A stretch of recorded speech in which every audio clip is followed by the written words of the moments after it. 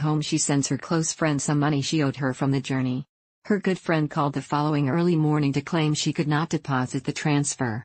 When she tried to deposit the cash, a message showed up claiming that the cash had already been transferred. The sender's initial thought was what a funny friend she had. She cannot get an easy e-transfer and does not know how to use the system. They also laughed about it. Her pal consistently sends out and gets money by e-transfer. She understands what she is doing. The e-transfer did not work. The lady quickly examined her savings account. The cash was gone. RBC Fraud Department. They rapidly met with each other and called the RBC Fraud Division on speakerphone. The women advised of the situation. The fraud department informed them they know the cash really did not go to the good friend.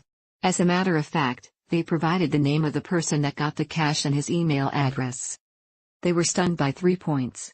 First, they never came across anyone with that name or email address. Second, they could not understand that over the telephone, RBC would divulge that information. Third, the system did not let the bank know the name and email address of the friend who was supposed to receive the money. The woman then said to the fraud department, "All right, please reimburse my account." However, RBC would not do that. They told her they couldn't yet decide who was hacked, the RBC customer or her friend. They suggested she quickly get to her branch to sort it out.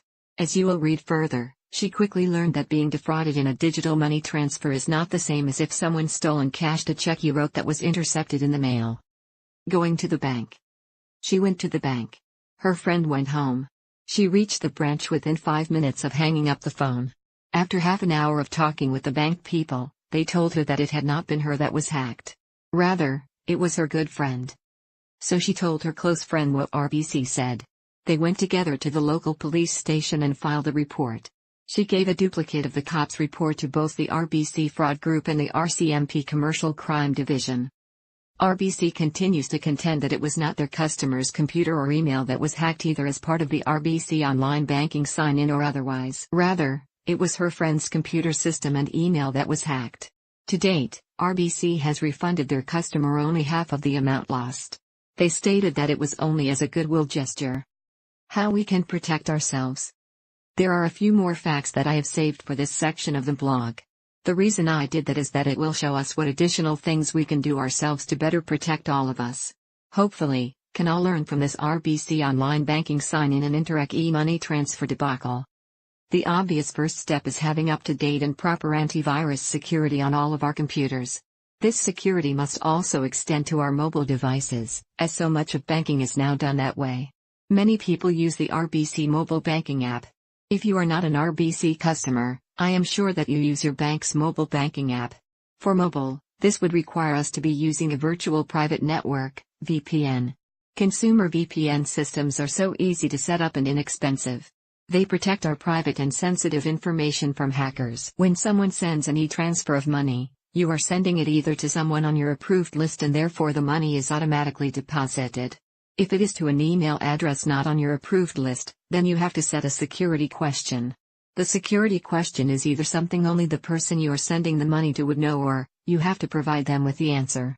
Without the proper answer, they cannot obtain their money. In this case, the woman's security question was something that her friend knew. The security question was, who is my favorite Beatle? Sounds simple, right? Well, not if you have been hacked. There are only 4 possible answers and the e-transfer system gives you 4 tries to get it right. So it was very simple for the hacker. The whole universe of possible correct answers was 4 and the system gives you 4 tries. The woman would not have known that the system gives you 4 attempts to answer properly. What this shows us is we need to establish a more complicated question and answer that a stranger hacker could not possibly know. Cybercrime is an ongoing problem. The Equifax data hack is a case of a large corporation being hacked. The reality is that our home computers are so simple to protect. It is the large complicated systems that are more vulnerable.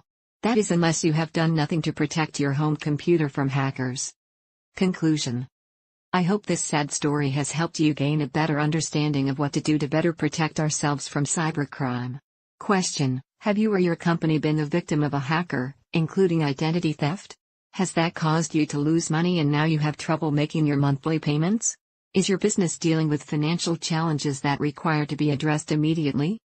Call the Ira Smith team today if so. We have years and generations of experience helping people and businesses seeking financial restructuring or a debt negotiation strategy. As a licensed insolvency trustee, formerly known as a bankruptcy trustee, we are the only specialists acknowledged